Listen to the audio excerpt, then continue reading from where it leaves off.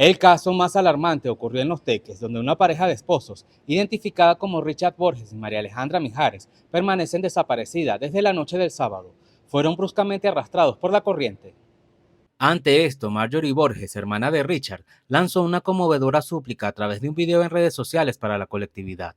Señores, yo les pido nada más que nos mantengamos en oración, que me ayuden a orar para ver si conseguimos a mi hermano. Tenemos ya 2 días buscándolo y a su esposa. Están desaparecidos. Las niñas la pudimos recuperar, pero a mi hermano no lo hemos recuperado. Yo solo les pido me ayuden en oración para ver si él aparece, porque no lo consigo. Solo les digo que me ayuden en nombre de Dios, por favor. En otro hecho, un hombre de 69 años murió ahogado tras caer al río La Caballeriza, ubicada en Ocumare del Tuy.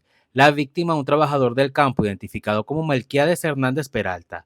Al parecer cruzaba el cauce a través de una conexión hidráulica, cuando perdió el equilibrio.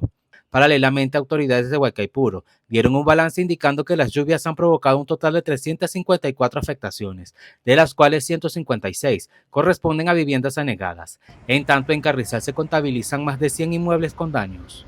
Hoy tenemos en este instante más de 200 funcionarios desplegados en más de 15 puntos de vialidades principales y secundarias internas de lo que es el municipio. Protección Civil ha estado ahí en Huaycaipuro, el día de ayer estuvieron dando una mano, como estuvimos en La Guaira.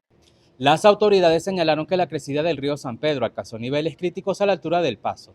Las labores de atención y evaluación de daños continúan en toda la región mirandina.